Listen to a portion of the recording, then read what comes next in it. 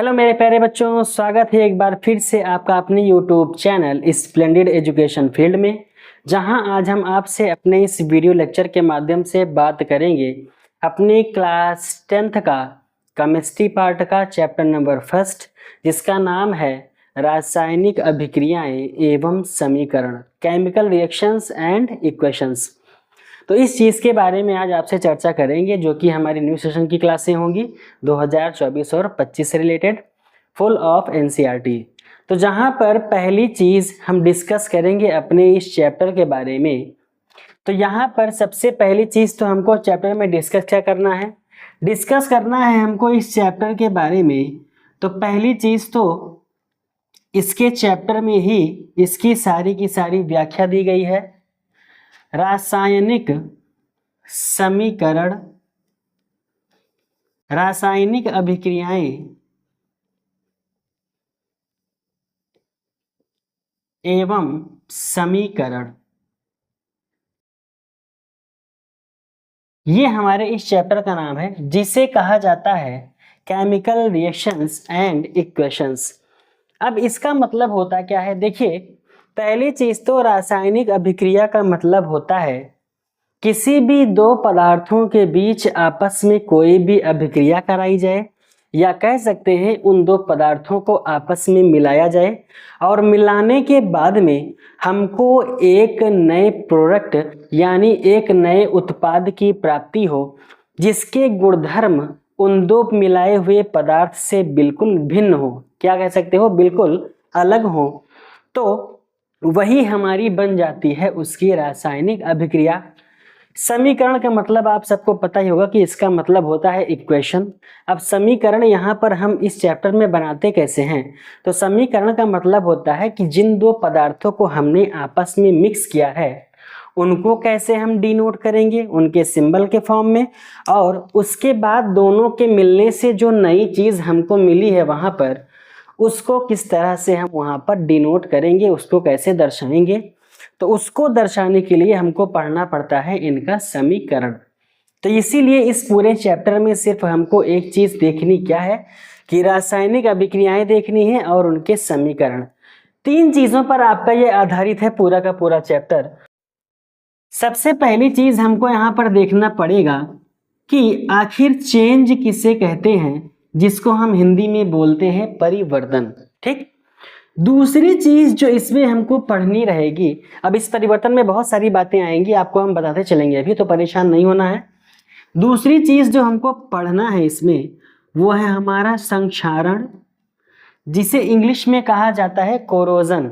और लास्ट हमको इसमें पढ़नी है एक और अभिक्रिया जिसे बोला जाता है विक्रगंधिता, और इसकी इंग्लिश होती है रैंसिडिटी, विक्रगंधिता।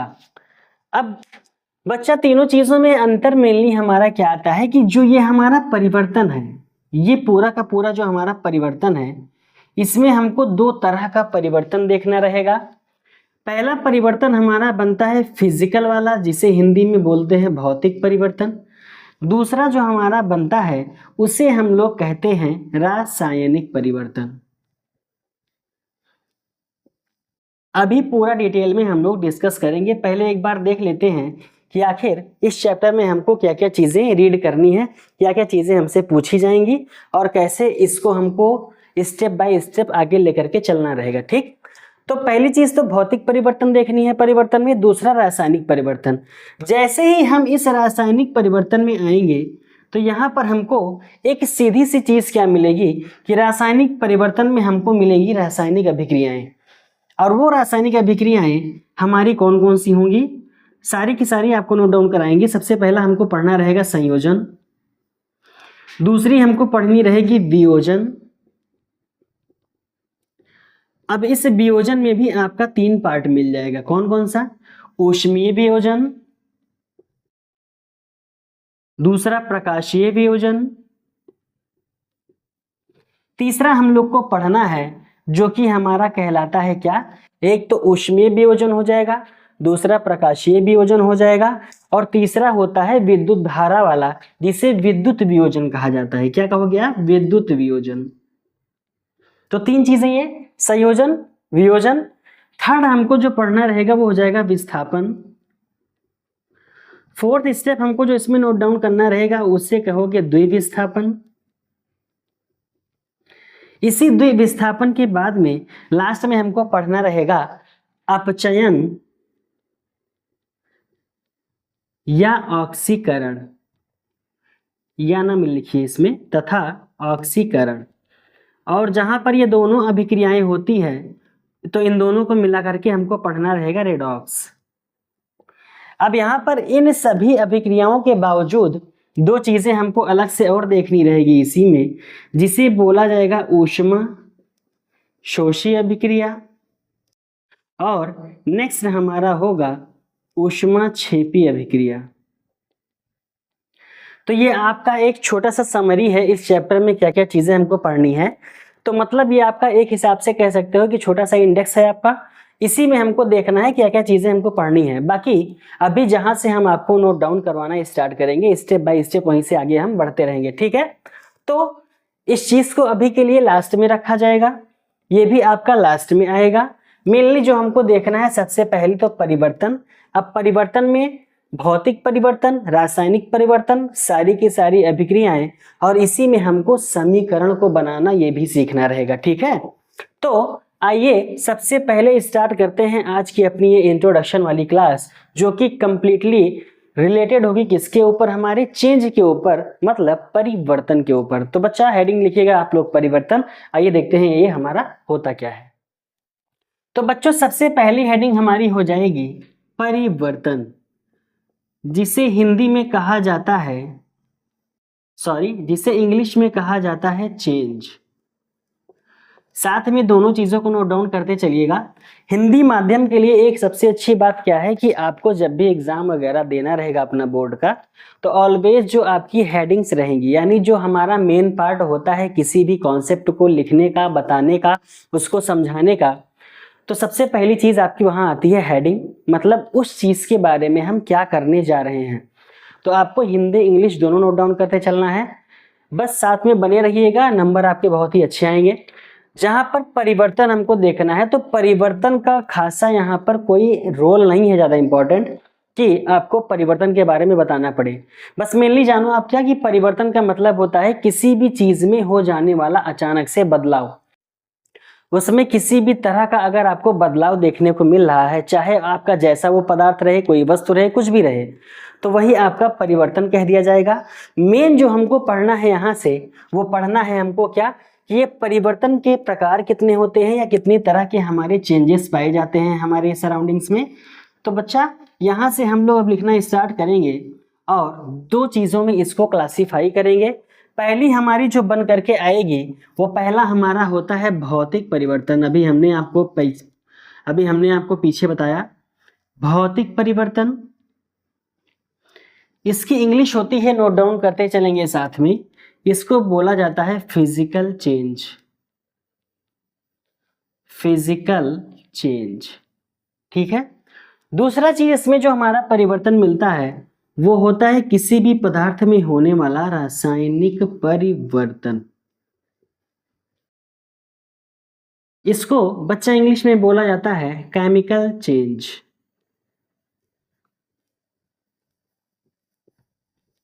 ठीक है, तो पहला हमने देखा फिजिकल चेंज, अब दूसरा हमने देखा क्या, केमिकल चेंज। अब आपको इन दोनों में अगर अंतर को स्थापित करना है, इन दोनों में डिफरेंस निकालना है कि भौतिक परिवर्तन क्या होता है, रासायनिक परिवर्तन क्या होता है। परिवर्तन तो हमको पता लग गया कि हाँ किसी भी चीज में किसी तरह का बदलाव हो जाए वही उसका परिवर्तन हो जाएगा। लेकिन अब ये भौतिक और रासायनिक ये कौन सी बला यहाँ पर आती है, इसका मतलब क्या है। तो देखो आप, पहला हम देख रहे हैं भौतिक परिवर्तन। देखो आप लोग, भौतिक परिवर्तन का मतलब होता है कि किसी भी पदार्थ में हमारा होने वाला एक ऐसा परिवर्तन होगा जिसमें हमको कोई भी पदार्थ अगर दिया गया है, ठीक, कोई भी पदार्थ अगर दिया गया है तो उसका रंग बदल सकता है, उसका आकार बदल सकता है, उसकी आकृति ज्यामिति कुछ भी बदल सकती है, परंतु वहां पर एक चीज नहीं बदलेगी और वो होगा उसका गुणधर्म। कैसा, उसका रासायनिक संगठन जो होगा वो कभी भी ना चेंज हो। जिस तरह से वो हमको यहाँ पर दिया जाए सेम एज वैसे ही हमको आगे मिलने पर प्राप्त हो जाए, और किसी भी तरह का उसमें रासायनिक संगठन में या किसी भी तरह का गुणधर्म उसमें हमको देखने को ना मिले। या कह सकते हो कि कोई भी हमको दिया गया पदार्थ जिसमें होने वाले आकार में परिवर्तन, दूसरा उसके रंग में परिवर्तन, तीसरा उसकी अवस्था में परिवर्तन, इस तरह का परिवर्तन देखने को जहां मिले वो हमारा बन जाएगा बच्चा भौतिक परिवर्तन। जैसे आपको हम समझाना चाह रहे हैं क्या, जैसे मान लो हम क्लास 9th में कुछ चीजें पढ़कर आए हैं अपने, और हमने पढ़ा था वहां पर एक चीज क्या, संघनन। याद होगा आपको, चैप्टर नंबर 1 आपका है, जहां हम लोग मैटर के बारे में पढ़ते हैं, चैप्टर नंबर 1। वहां पर आपकी मिडिल पोर्शन में एक हेडिंग आती है कंडेंसेशन, जिसे कहा जाता है संघनन। अब आप संघनन देखते हो किसी भी चीज का, तो संघनन का मतलब होता है कि बहुत सारी वाटर वेपर, बहुत सारी वाष्प हमारे आसपास बनी हो, और उस वाष्प को हम इकट्ठा करके और किसी दूसरे अवस्था में पहुंचा दें। आप उस वाष्प को इकट्ठा करो, उसको ठंडा होने दो, वो फिर से पानी बन जाएगा। ठीक, मतलब वाष्प उस समय भी किसकी थी, पानी की, ठंडा होने के बाद भी क्या बना, वो पानी। दोनों अवस्थाएं क्या हो गई आपकी, अवस्था परिवर्तित हुई। गैस है, दूसरा जब पानी बना तो क्या बन गया हमारा, वो द्रव अवस्था, तो अवस्था में परिवर्तन हुआ। ठीक, रंग परिवर्तित हो सकता है, लेकिन एक चीज का ध्यान दो आप, तो जो हमारा वाष्प बन रहा था, क्या बन रहा था बच्चा, जो हमारा वाष्प बन रहा था वेपर, ये भी उसी पानी का वाष्प था जिसका फॉर्मूला था H2O। और जब ये इसको हमने ठंडा किया, क्या किया, इस वाष्प को हमने ठंडा किया, ठंडा करने के बाद में फिर से ये क्या बन गया, जल। अब ये जब जल बना तब भी इसका फॉर्मूला वहां पर क्या हुआ आपका, H2O। दोनों चीजें सेम है। इस जगह पर जो अवस्था थी हमारी वो थी गैस की अवस्था, इस जगह जो हमारी अवस्था है द्रव अवस्था। हमने क्या कहा कि भौतिक परिवर्तन में अवस्थाएं चेंज हो सकती हैं, लेकिन इनके अंदर जो अणु पाए जा रहे थे हाइड्रोजन और ऑक्सीजन के, वो दोनों सेम एज वैसे ही हैं, मतलब इनके बीच किसी भी तरह का परिवर्तन देखने को नहीं मिला। तो आप क्या कहोगे कि इनके रासायनिक सूत्र में या इनके अणुसूत्र में या इनके रासायनिक संगठन में किसी भी तरह का परिवर्तन न देखने को मिले, तो ऐसा परिवर्तन हमारा क्या बन जाएगा बच्चा, भौतिक परिवर्तन। दूसरी चीज आप ले लो, हमने आइस क्यूब ली जिसे बोला जाता है बर्फ। ये बर्फ भी हमने पानी से जमा रखा था, तो पानी का भी फॉर्मूला क्या था, H2O। हमने इसको थोड़ा सा गर्मी देना स्टार्ट किया, हमने हीट करना स्टार्ट किया, ये बच्चा हीट का सिंबल है, और कुछ समय पश्चात ये फिर से द्रव अवस्था में आ गई। यहां पर भी इसका फॉर्मूला क्या होगा, H2O। आप तीसरी चीज कह सकते हो कि हमारे पास कोई एक पेपर की शीट है, उस पेपर की शीट की हम लेंथ मानते हैं कि 10 सेंटीमीटर हमारे पास दी गई है, 10 सेंटीमीटर, और उसी 10 सेंटीमीटर को अगर हम हाफ ऑफ द पार्ट, आधे पार्ट से डिवाइड कर दें 2 भाग में, तब वो 5 सेंटीमीटर इधर, 5 सेंटीमीटर इधर, मतलब आकार में परिवर्तन हुआ। हमने आपसे क्या कहा भौतिक परिवर्तन में, कि आकार में परिवर्तन हुआ। लेकिन वो आकार में परिवर्तन होने के साथ साथ आप उसको फिर से किसी भी चीज से आपस में इकट्ठा करो, जोड़ना चाहो, तो जोड़ने के बाद में फिर से वो मिल गई। मतलब जो चीज पहले थी वही चीज बाद में भी प्राप्त हुई, उसमें किसी तरह का परिवर्तन देखने को नहीं मिला, वही हमारा बन जाएगा क्या, भौतिक परिवर्तन। अब आइए इसकी डिफिनीशन लिखते हैं, और डिफिनीशन से ही आपको एग्जाम्पल दे करके हम आपको समझाते हैं। ठीक है, आइए साथ में नोट डाउन करते चलिएगा। इसकी परिभाषा हम लोग लिखेंगे कि पदार्थ में होने वाला ऐसा परिवर्तन, पदार्थों में होने वाला ऐसा परिवर्तन, पदार्थों में होने वाला ऐसा परिवर्तन जिसमें केवल पदार्थ का, जिसमें केवल पदार्थ का भौतिक गुणधर्म परिवर्तित हो, भौतिक गुणधर्म परिवर्तित हो,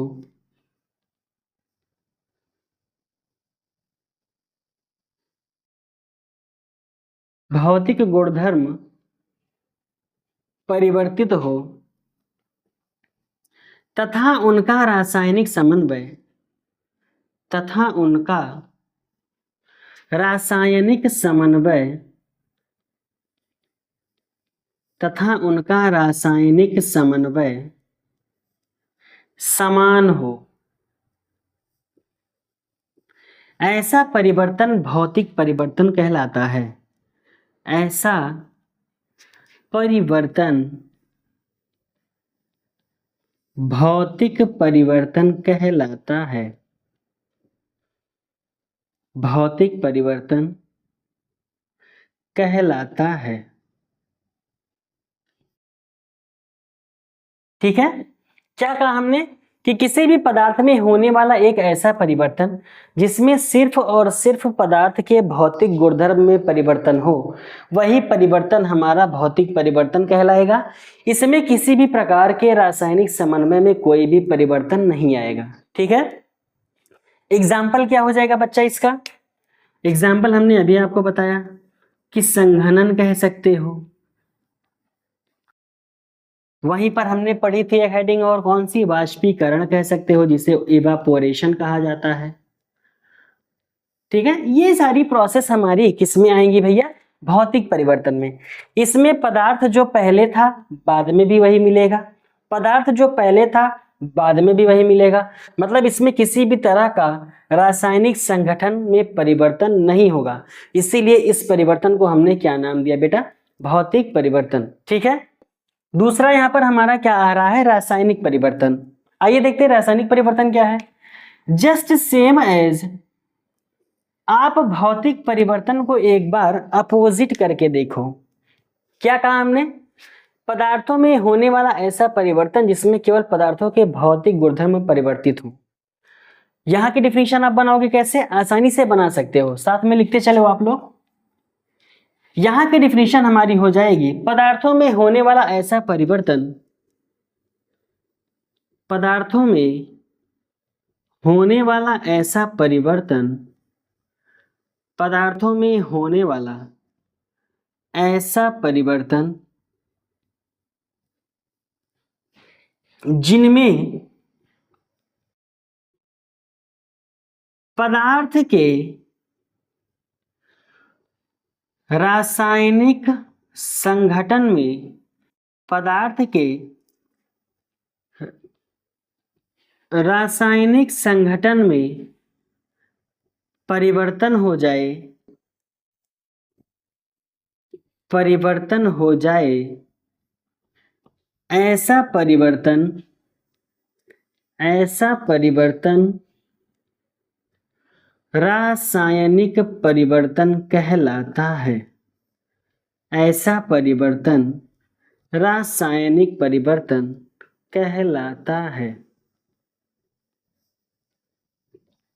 अभी दोनों की पहचान करना भी आपको बताएंगे कि कैसे आप इसको पहचान सकते हो, कैसे उसको।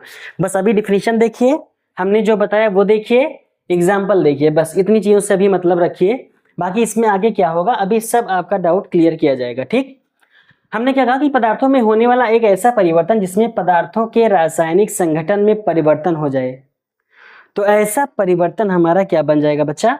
रासायनिक परिवर्तन। अब इसमें आप एक चीज देख सकते हो, क्या?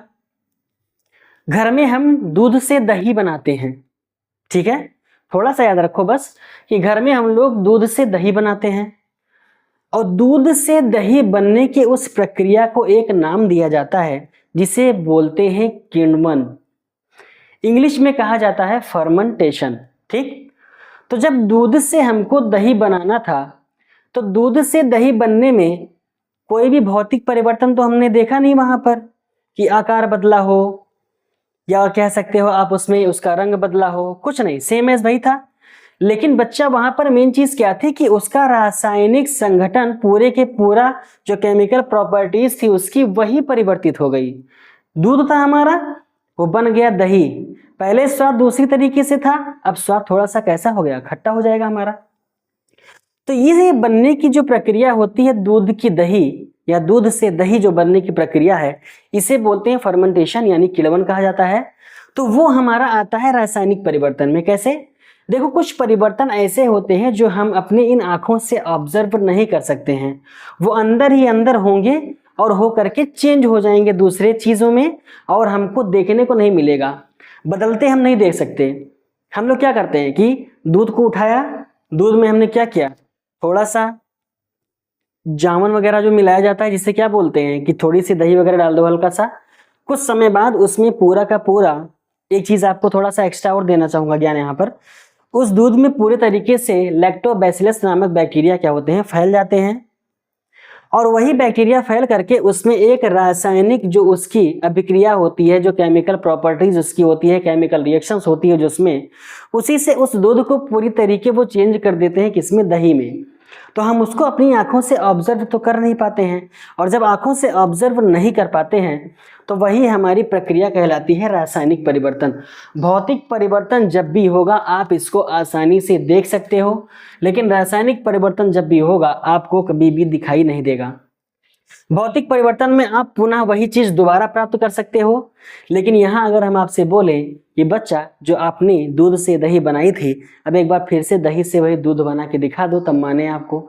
तो ऐसी प्रक्रिया पॉसिबल नहीं है। इसीलिए रासायनिक जो प्रक्रियाएं होती हैं वो हमेशा एक ही दिशा में चलती हैं, सिर्फ किधर चलेंगी, एक बार हमने किसी चीज को किया, बन गया दूसरा, अब जो बना है वही बना रहेगा, उससे पहला वाला चीज प्राप्त नहीं होगा, तो वो परिवर्तन हमारा क्या हो जाएगा, रासायनिक परिवर्तन। इसी तरह आप एग्जाम्पल अपने दिमाग में और बिठा सकते हो, गन्ने के रस से हम लोग सिरके का निर्माण करते हैं, वो भी कैसी प्रक्रिया है आपकी, किण्वन की ही है। तो गन्ने के रस से वो रस था हमारा, कुछ समय पश्चात रखने पर काफी लंबी प्रोसेस चलने के बाद में बन जाता है उसका सिरका, वो भी कैसा परिवर्तन है बेटा, रासायनिक परिवर्तन। तो यहाँ का एग्जाम्पल क्या हो जाएगा हमारा, किण्वन हो जाएगा। अगर इसमें एग्जाम्पल की बात करो आप तो किण्वन हो जाएगा, और क्या कह सकते हो आप, दहन, किसी चीज का जलना, और क्या कह सकते हो आप, हम लोग श्वास लेते हैं, हम लोग श्वसन करते हैं, तो सांस लेने में भी जो प्रक्रिया आती है हमारी वो रासायनिक प्रक्रिया ही होती है, इसीलिए आप इसको कह सकते हो श्वसन भी आ जाएगा इसमें। घर में हम लोग भोजन को पकाते हैं, तो भोजन पकने के बाद में दोबारा तो कच्चा हमको मिल नहीं सकता, तो भोजन का पकना भी आप कह सकते हो।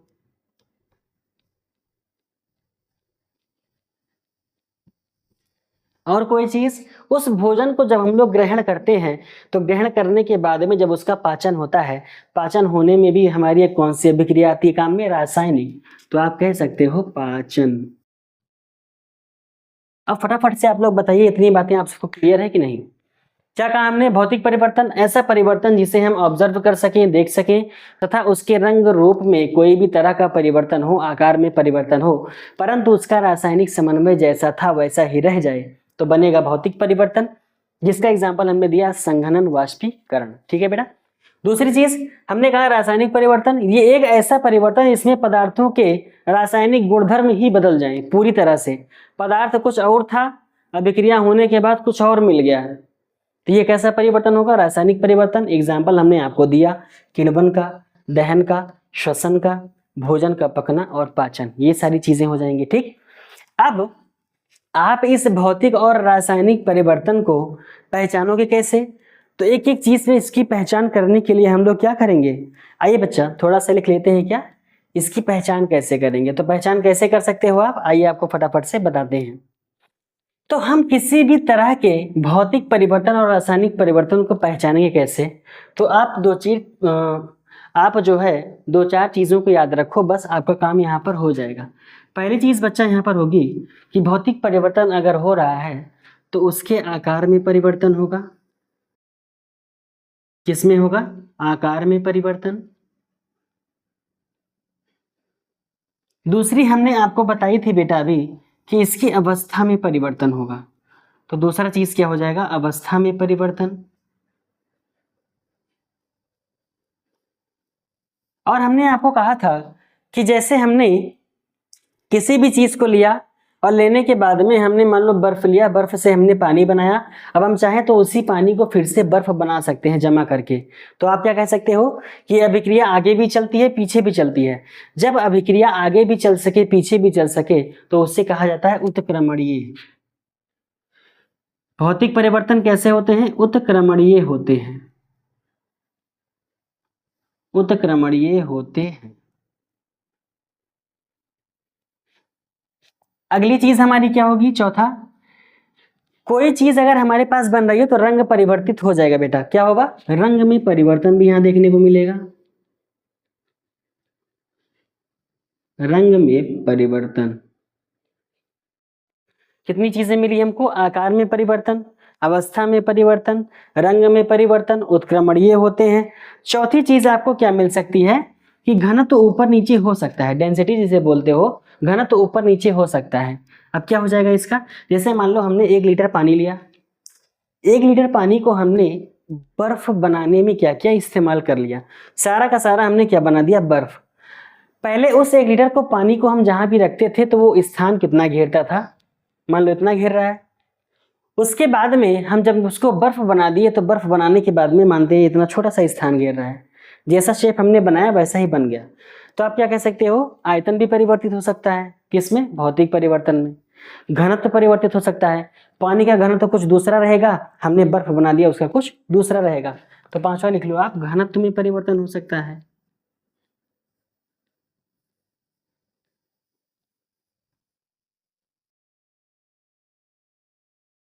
एक आखिरी लाइन इसमें लिखी जाएगी कि पदार्थों का समन्वय एक समान रहेगा। कभी भी पदार्थ में कोई चेंजिंग नहीं आएगी, जो चीज यहाँ पर हमको मिली थी वही चीज वहां भी रहेगी, बस उसकी अवस्था बदल सकती है। ठोस से द्रव, द्रव से गैस, गैस से द्रव, गैस से ठोस, ऐसे हो सकता है। ठीक, तो पदार्थों का समन्वय एक समान होगा, पदार्थों का समन्वय एक समान होगा, एक समान होगा। ठीक, अब आते हैं बेटा हम किधर? इस तरफ में। पहली कंडीशन जब हम लोग रासायनिक परिवर्तन में लिखने की कोशिश करेंगे तो पहली चीज तो हमारे पास क्या आएगी?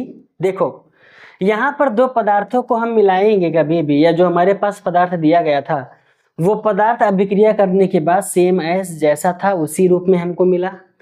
यहां पर क्या होगा? यहां पर बेटा आपको चीज मिलेगी, नए उत्पाद की प्राप्ति होगी, नए उत्पाद की प्राप्ति होगी या नए पदार्थ की प्राप्ति होगी, जो मर्जी आपकी वो लिखो, नए उत्पाद की प्राप्ति होगी। ठीक, हमने यहां पर आपको बताया कि ये उत्क्रमणीय होते हैं, ये अनुत्क्रमणीय होते हैं। जैसे हमने चीनी और पानी को लिया, आपस में घोल दिया, घोलने पर हमने शरबत तो बना दिया, लेकिन हम कहें हमको फिर से चीनी और पानी वापस करके दिखाओ तो आपके बस की बात है, ये नहीं कर पाओगे। इसीलिए रासायनिक समन्वय यहाँ क्या होता है? परिवर्तित हो जाता है। पदार्थों का गुण जो होगा, रासायनिक गुण, वो परिवर्तित हो जाएगा। तो आप कह सकते हो ये अनुत्क्रमणीय होते हैं, ये अनुत्क्रमणीय होते हैं। ठीक, तीसरी चीज, जो हमको नया पदार्थ मिलेगा उसके गुणधर्म क्या होंगे? अलग होंगे। भिन्न गुणधर्म वाले, भिन्न गुणधर्म वाले पदार्थ की प्राप्ति होगी, पदार्थ की प्राप्ति होगी।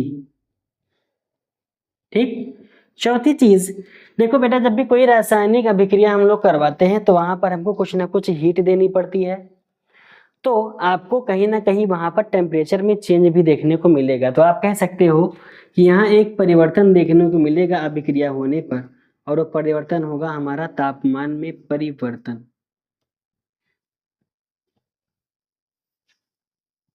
पांचवी कंडीशन और क्या बन सकती है यहाँ? पांचवी कंडीशन आपकी बनेगी बेटा यहाँ पर कि इसके द्रव्यमान में परिवर्तन हो सकता है, यानी इसका जो वेट होगा, जो मास होगा, उसमें भी परिवर्तन हो सकता है। पहले पदार्थ का द्रव्यमान कुछ दूसरा था, बाद में कुछ दूसरा हो सकता है। तो आप कह सकते हो द्रव्यमान में परिवर्तन हो सकता है, द्रव्यमान में परिवर्तन।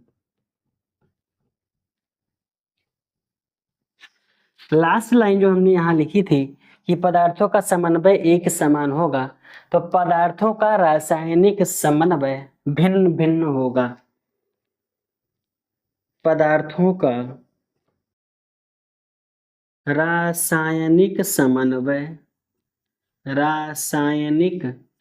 समन्वय भिन्न होगा। ठीक, इतनी चीजें आपको पहचानने में हेल्प कर देंगी। भौतिक परिवर्तन क्या कहा हमने? अवस्था में परिवर्तन, आकार में परिवर्तन, उत्क्रमणीय होते हैं, रंग में परिवर्तन, घनत्व में परिवर्तन, पदार्थों का समन्वय एक समान होगा। ठीक, रासायनिक में हमने कहा कि नए उत्पाद की प्राप्ति हो जाएगी। ये अनुत्क्रमणीय होते हैं, मतलब एक बार बन गए दोबारा से आप अलग नहीं कर पाओगे। भिन्न भिन्न गुणधर्म वाले पदार्थ होंगे, यानी जो पदार्थ पहले था उसकी कुछ ना कुछ रासायनिक गुण अलग थे, बनने के बाद में उसका गुण अलग हो गया। तापमान में परिवर्तन होगा, मतलब बनने के पहले उस पदार्थ का तापमान कुछ दूसरा था, बनने के बाद कुछ दूसरा। द्रव्यमान भी पहले कुछ दूसरा था, बनने के बाद में कुछ दूसरा हो जाएगा। लास्ट हमने कहा कि पदार्थों का रासायनिक समन्वय भिन्न भिन्न होगा, पहले कोई दूसरा रहेगा, लास्ट में कोई दूसरा रहेगा। तो ये था आपका परिवर्तन को पहचानने की क्या डिफिनीशन, आपकी क्या परिवर्तन होता है, भौतिक और रासायनिक में अंतर, दोनों चीजें आपकी यहाँ पर हो चुकी हैं। अब यहाँ पर आपसे एग्जाम्पल हम पूछना चाहेंगे छोटा सा, कि अगर हम किसी भी मोमबत्ती को जला दें, आपके बुक में एक्टिविटी दी होगी कि मोमबत्ती को अगर हम जला दें तो वहां पर क्या होगा। आइए देखते हैं क्या होगा। हमने एक एग्जाम्पल आपसे डिस्कस किया अभी कि मोमबत्ती का जलना, बर्निंग ऑफ कैंडल, मोमबत्ती का जलना। तो बेटा अगर आपसे ये पूछा जाए कि मोमबत्ती का जलना भौतिक परिवर्तन है या रासायनिक परिवर्तन है, तो आपका एग्जाम्पल आपका यहाँ पर आंसर क्या होगा। तो हम मानते हैं कि हमारे पास छोटी सी मोमबत्ती है ये,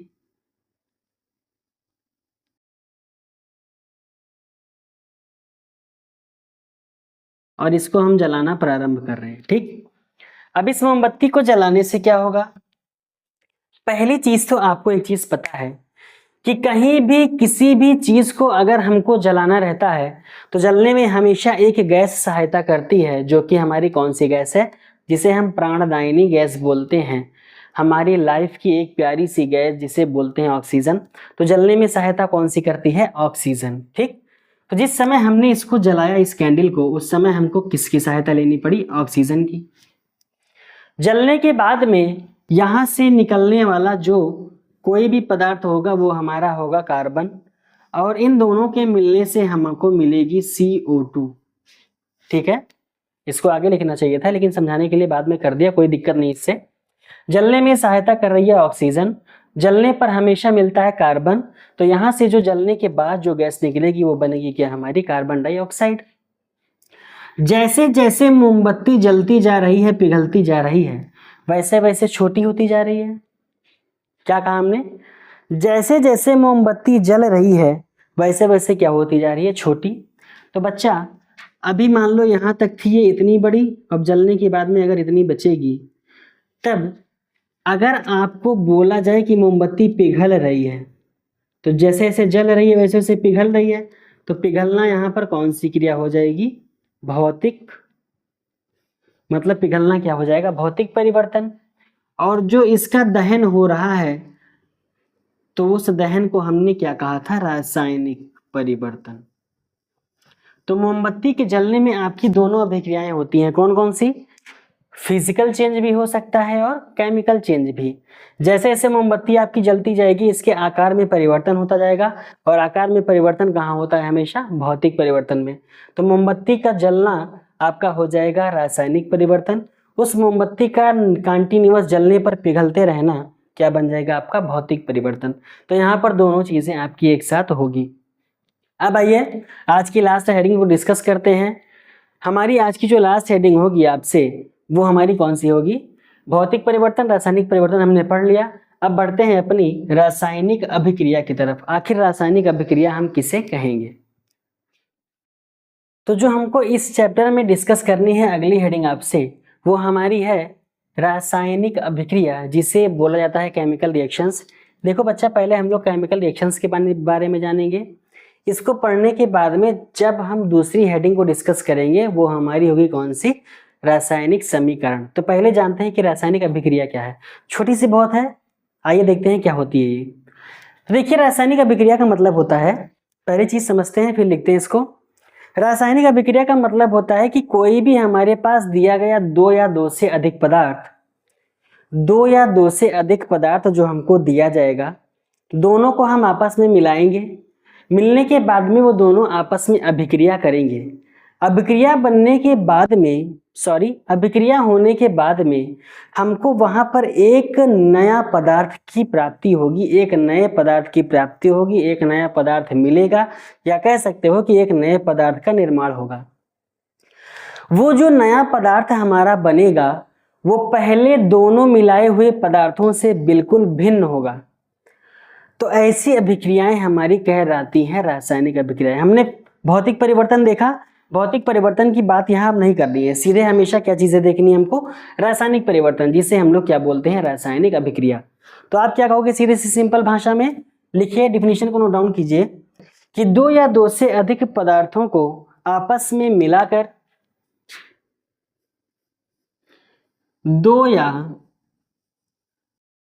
दो से अधिक पदार्थों को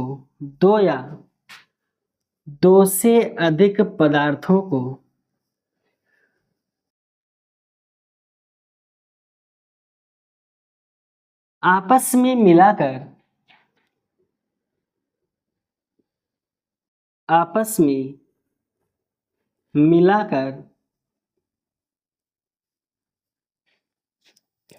एक नए गुणधर्म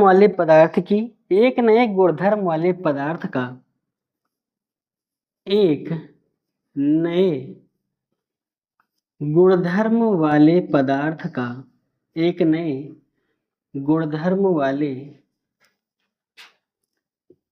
पदार्थ का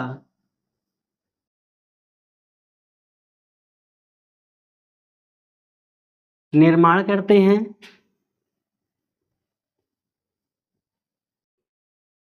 अतः ऐसी अभिक्रिया रासायनिक अभिक्रिया कहलाती है।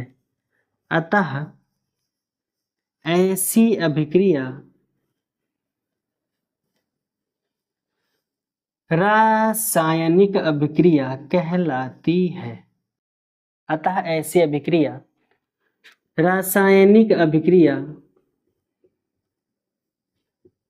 कहलाती है। ये आपकी हो जाएगी छोटी सी डिफिनेशन, क्या कि कभी भी आप दो या दो से अधिक पदार्थों को आपस में मिलाओगे, तो देखो एक चीज का ध्यान रखना बेटा, कि अधिक पदार्थों को आप जब कभी भी मिलाओगे आपस में, तो मिलने के बाद में हमको एक नए गुणधर्म वाले पदार्थ की प्राप्ति होगी। हमने आपसे क्या कहा कि रासायनिक परिवर्तन हमेशा आपको वहां देखने को मिलेगा जहां दो पदार्थों को मिलाने पर जब कोई तीसरा पदार्थ बनेगा तो बिल्कुल ही उन दोनों से भिन्न होगा, अलग होगा, उनका रासायनिक गुण अलग होगा, उनका रासायनिक समन्वय अलग होगा, उनका रासायनिक संगठन अलग होगा। तो वही हमारी बनने वाली अभिक्रिया रासायनिक अभिक्रिया कहलाती है। इसका एग्जाम्पल क्या होगा, तो एग्जाम्पल आपका अगर कहना चाहो तो एग्जाम्पल हमारा जो बनेगा वो यहाँ पर एग्जाम्पल हम पहले देखना चाहें तो जैसे हमारा हो जाएगा, हाइड्रोजन व ऑक्सीजन मिलकर जल का निर्माण करते हैं। हाइड्रोजन व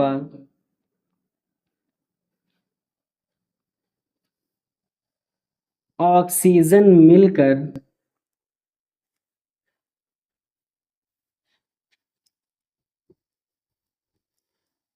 जल का निर्माण करते हैं।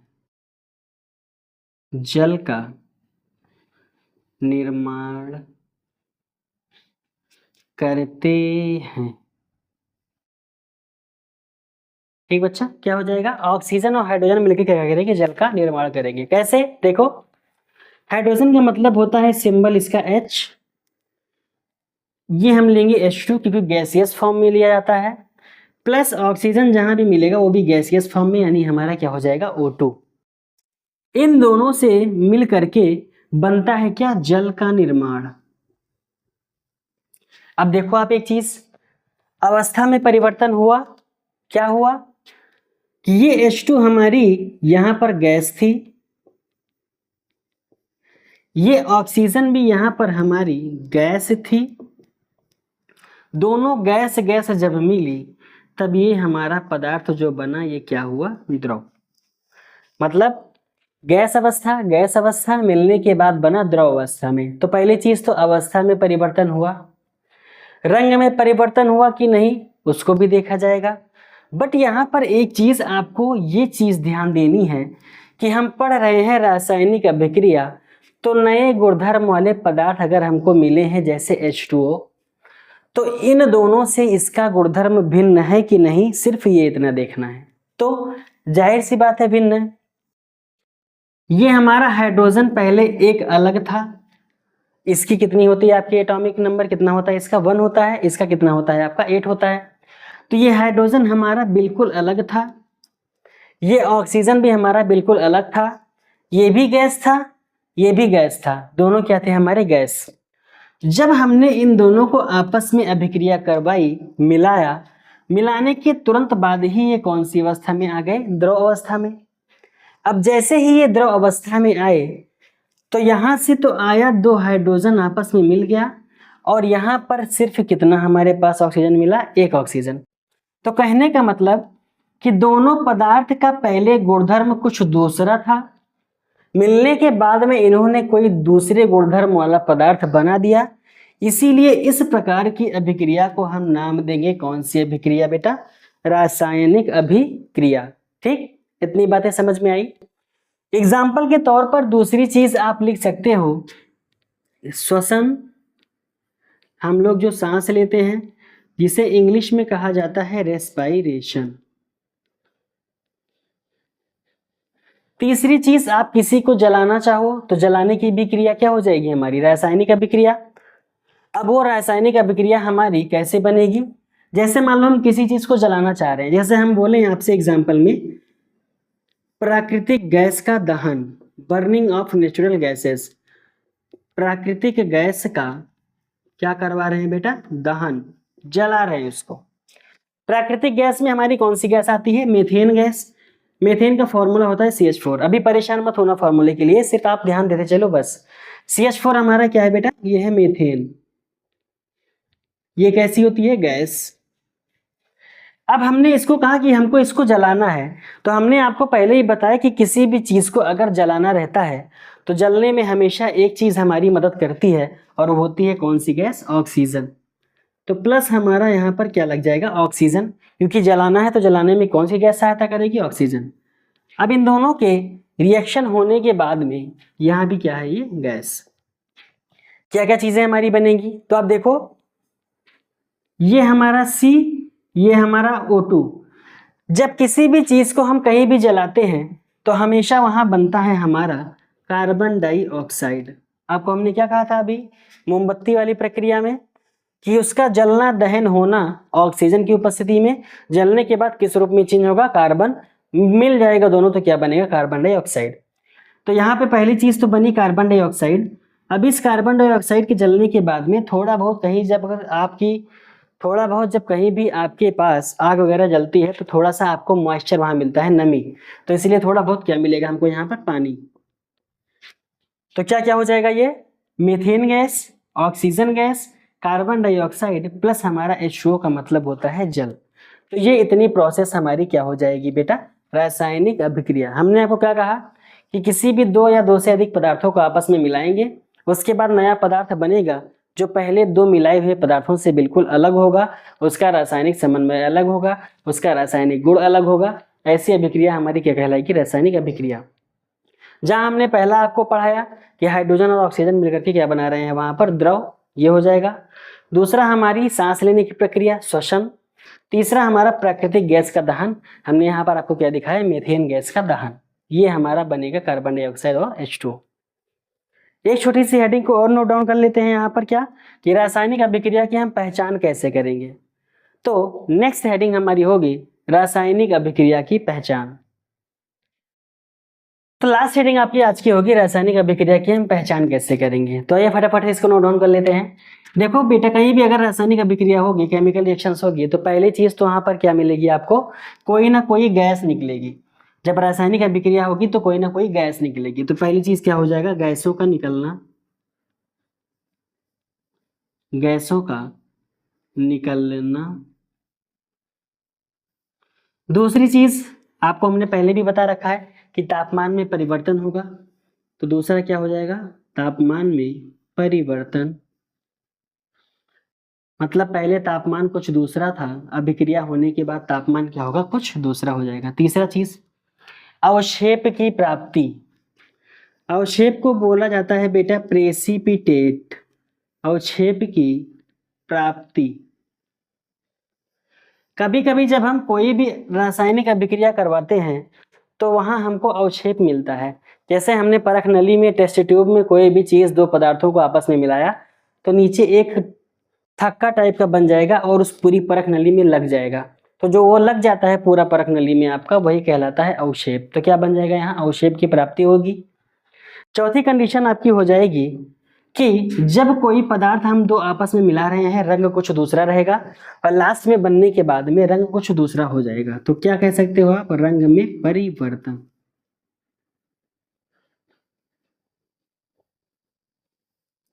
क्या क्या चीजें हमने देखी, पहला तो गैसों का निकलना, तापमान में परिवर्तन, अवक्षेप की प्राप्ति, रंग में परिवर्तन, और लास्ट हमारा हो सकता है कि पदार्थ की अवस्था भी क्या होगी, बदल जाएगी। तो ये ऐसी हो सकती है रासायनिक अभिक्रिया, पदार्थ की अवस्था में परिवर्तन। ये इतनी प्रोसेस आपकी उस जगह पर देखने को मिलेगी जहां पर कौन सी रिएक्शन होगी, हमारी केमिकल रिएक्शन यानी रासायनिक अभिक्रिया। नेक्स्ट आप लोग इसको थोड़ा सा रिवाइज करके आइएगा। जो आपका नेक्स्ट टॉपिक होगा हमारे दूसरे वीडियो लेक्चर में, वो आपका टोटली डिपेंड होगा किसके ऊपर में, हम लोग देखेंगे केमिकल इक्वेशंस के बारे में, कैसे रासायनिक समीकरण को बनाया जाता है, किसे हम लोग शब्द का रूप कहेंगे, किसे हम लोग संकेत का रूप कहेंगे, कहाँ पर हमको किस चिन्ह का प्रयोग करना है। इन सभी चीज़ों के बारे में हम अपने अगली क्लास में आपके सामने देखेंगे और साथ में एक एक एग्जाम्पल को लेकर के आपको सारी की सारी प्रोसेस बताई जाएगी। तो आज की क्लास यहीं तक रखना चाहेंगे। उम्मीद है कि आपको आज की ये क्लास समझ में आई होगी। सिर्फ हमने आज इंट्रोडक्शन दिया। क्या क्या चीज़ें पढ़ी बेटा हमने आज, परिवर्तन देखा, परिवर्तन में भौतिक परिवर्तन, रासायनिक परिवर्तन, दोनों को पहचानने की विधियाँ, पहचान करने के बाद में रासायनिक अभिक्रिया किसे कहते हैं और उस रासायनिक अभिक्रिया को हम कैसे पहचान सकते हैं, गैसों का निकलना, तापमान में परिवर्तन, अवक्षेप की प्राप्ति, उसके रंग में परिवर्तन तथा जो हमारा बनने वाला पदार्थ होगा उसकी अवस्था में परिवर्तन। ठीक है, तो आई होप कि आपको आज की क्लास बहुत ही प्यारी लगी होगी, समझ में आया होगा सब कुछ। तो मिलेंगे आपसे अपने हम नेक्स्ट वीडियो लेक्चर में लेकर के इसके आगे का टॉपिक, जहां हम पढ़ेंगे केमिकल इक्वेशंस के बारे में यानी रासायनिक समीकरण और उसको व्यवस्थित करने की विधियां, किस तरह से उसको बैलेंस किया जाता है, किस तरह से उसको एक समान बनाया जाता है दोनों तरफ। ठीक, उसके बारे में आपसे चर्चा करेंगे। तब तक के लिए अच्छे से पढ़ते रहिए। अगर आप इस चैनल पर हमारे फर्स्ट टाइम विजिट किए हैं तो प्लीज़ इसको सब्सक्राइब कीजिएगा। वीडियो आज का पसंद आया हो तो इसको एक लाइक कीजिएगा और कमेंट सेक्शन में अपनी राय जरूर दीजिएगा कि आपको ये वीडियो लगा कैसे। इस वीडियो को अपने दोस्तों तक शेयर कीजिएगा जिससे वो भी इसका लाभ ले सकें। बाकी मिलेंगे आपसे नेक्स्ट वीडियो लेक्चर में। तब तक के लिए अच्छे से पढ़ते रहिए, मस्त रहिए, अपनी पढ़ाई में ऑलवेज व्यस्त रहिए। Thank you so much, bye bye, take care and जय हिंद।